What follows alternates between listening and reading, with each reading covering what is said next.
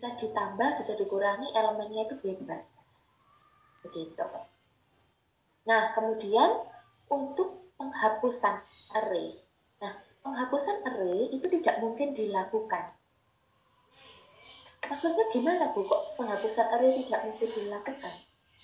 Maksudnya ketika kita itu mendeklarasikan sebuah array, jadi misalkan kita bikin nih integer, terus integer array gitu ya, sejumlah 6, maka 6 tempat di memori komputer kita itu nggak akan mungkin dialokasikan untuk sesuatu yang lain, yaitu untuk array itu. Gitu.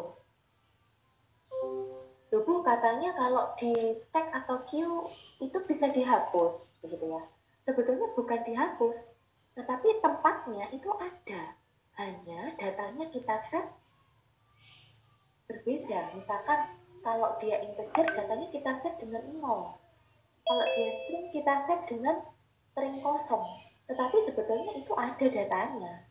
Tempatnya ada. Jadi tidak mungkin dilakukan penghapusan pada array.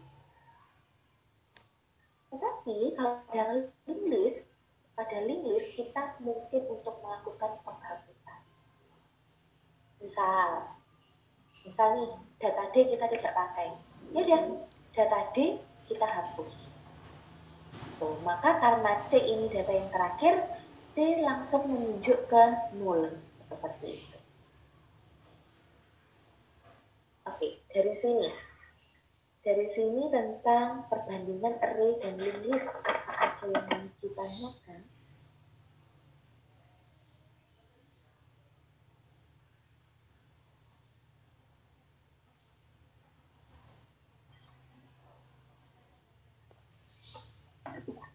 Ya, tanyakan.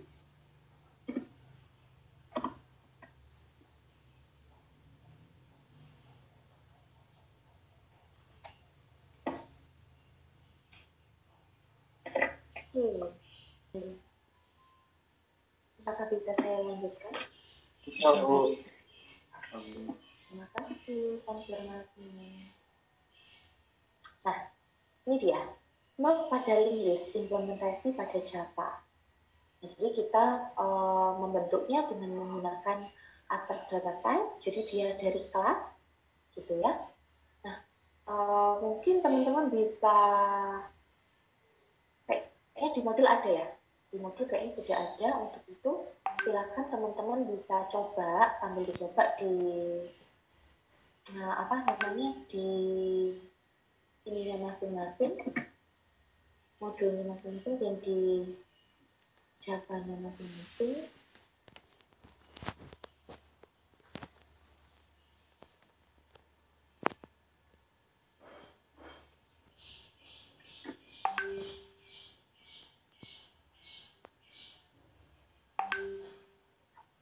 Kalau kita mau datanya berupa integer, ya udah integer.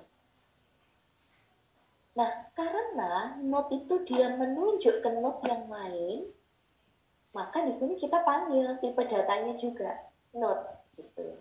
Mungkin bingung ya, Bu, emang bisa kayak gitu? Bisa, itu bisa, gitu ya. Jadi node ini, node-nya dia misalkan pointernya next-nya itu berupa apa? Dia berupa node, gitu ya. Berarti ini tipe datanya. Jadi dia bisa langsung dipakai walaupun dia diimplementasi di kelas node itu sendiri. Nah, kemudian untuk konstruktornya, oke, misalkan kita bikin node baru, oke, kita cuma menginputkan datanya saja. Tetapi untuk posisi next-nya atau pointer next-nya itu pasti null. Karena kalau node baru kan kosong nih. Jadi biar nanti bisa jadi berantai, ya udah node baru itu next-nya masih belum tahu kemana, kita bikin node baru juga, next-nya masih belum tahu kemana, baru itu bisa berantai. Gitu.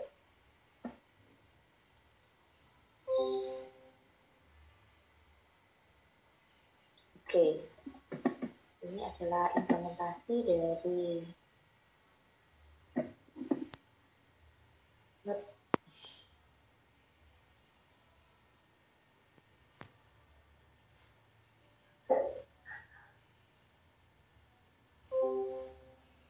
Nah, tetapi node ini tidak bisa langsung kita jalankan, teman-teman. Kenapa kok nggak bisa kita langsung jalankan? Maksudnya kalau ini pakai bin gitu ya, nggak bisa langsung di shift atau nah. Kenapa? Ada belai. Karena tidak ada mainnya.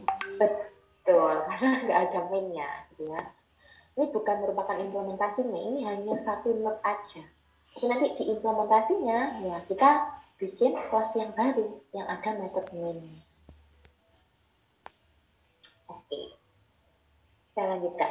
Sambil teman-teman bisa mengcopy dan menulis. Nah, di sini ada jenis-jenis list teman-teman. Sebenarnya ada lebih banyak gitu ya. Yang pertama itu dinilai atau dilihat dari berapa pointer yang dia punya. Linked list itu dibagi jadi dua, yaitu single linked list dan juga double linked list. Nah, ini apa Bu yang membedakan? Kalau single linked list, dia itu node-nya hanya punya satu pointer yang menunjuk ke node selanjutnya. Tetapi kalau double linked list, dia itu punya dua pointer. Satu menunjuk ke node selanjutnya, satu menunjuk ke node sebelumnya. Jadi kalau misalkan kita pakai bahasa Inggris, oh ada next, ada pointer next, ada pointer previous. Seperti itu. Ini jenis-jenis linked list. Dinilai atau dilihat dari jumlah pointer yang dia punya. Tapi ada juga tidak saya tulis di slide saya. Ini situ juga bisa dilihat dari apakah linked list itu sirkular atau tidak. Nah, teman-teman pasti masih ingat kan array sirkular. Array sirkular itu waktu kita membahas tentang queue.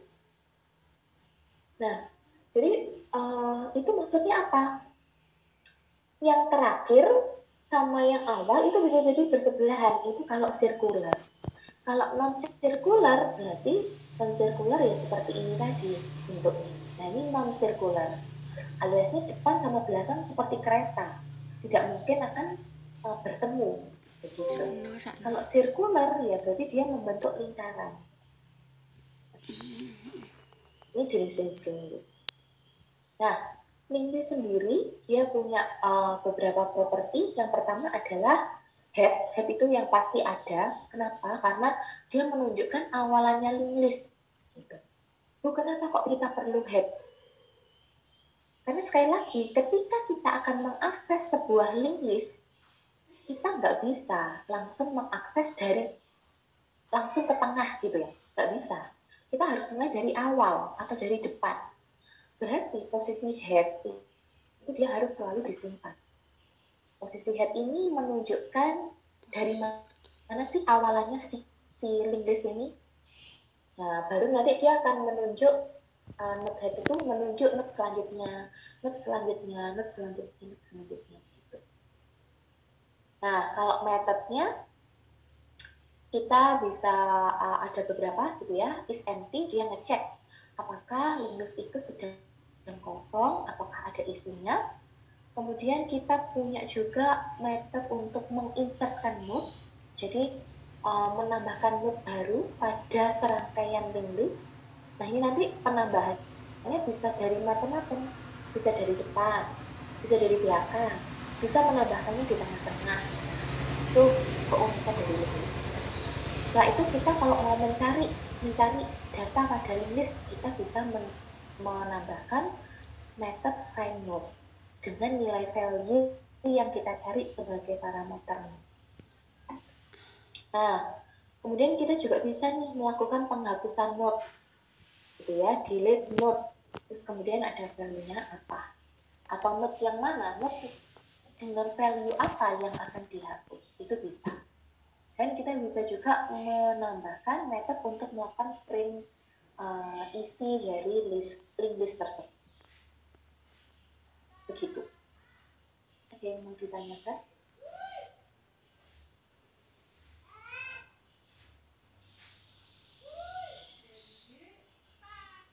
Oke, sebelum saya lanjut, saya minum dulu ya.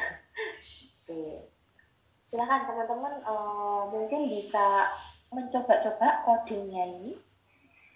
Jadi ini ada implementasi linked list gitu ya, teman-teman silakan coba-coba dulu. Ada kan di modul praktikum. Nanti saya akan sambil jelaskan. Kita minum dulu sama dengan nama kelasnya. Jadi method yang punya nama yang sama dengan nama kelasnya. Nah, propertinya si linked list itu sederhana, cuma satu yaitu head. Kalau tadi tail ini optional, boleh dikasih boleh enggak. Misalkan kalau kita itu pakai yang circular, maka kita butuh tail gitu ya untuk mencari tahu apakah node itu sebuah tail atau bukan, supaya nggak bingung mana yang headnya. Kalau circular kan bingung nanti kita mulai dari mana. Nah seperti itu.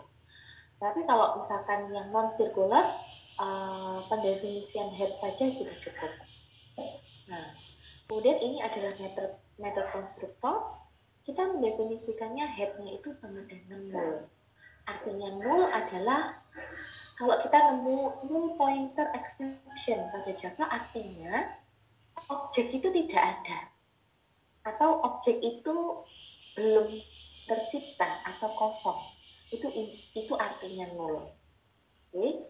Jadi headnya ini masih kosongan di awal kita membuat sebuah linked list.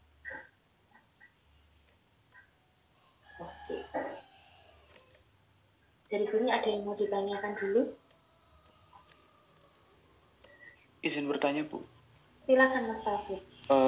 Itu yang public linked list ini peletakannya itu di dalam node atau berbeda kelas objek? Berbeda kelasnya. Ya, berbeda kelasnya. Jadi berbeda nama filenya. Jadi kalau misalkan ini saya ini ya.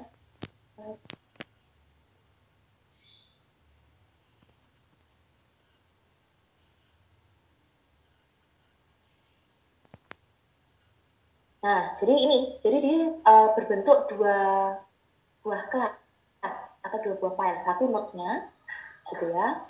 Yang satu adalah nanti implementasi linked list.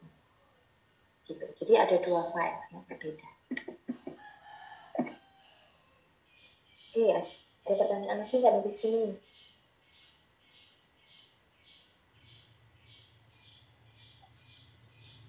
Kalau teman-teman hanya melihat modul praktikumnya saja, nggak lihat slide-nya, nanti pasti bingung gitu, karena nggak ada mungkin penjelasannya lebih komplit waktu ketemu begini. Oke, saya lanjutkan ya kalau nggak ada pertanyaan. Nah, method is empty. Jadi method ini digunakan untuk mengecek apakah list itu sedang dalam kondisi kosong. Maksudnya sedang kondisi kosong apa? Belum ada node sama sekali. Gampang ngeceknya. Jadi kalau nilainya head ini null, ya udah berarti masih kosong. Kalau dia nggak null, berarti nggak kosong. Gampang, sederhana. Oke. Jadi ini bisa sambil teman-teman masukkan di dalam codingannya.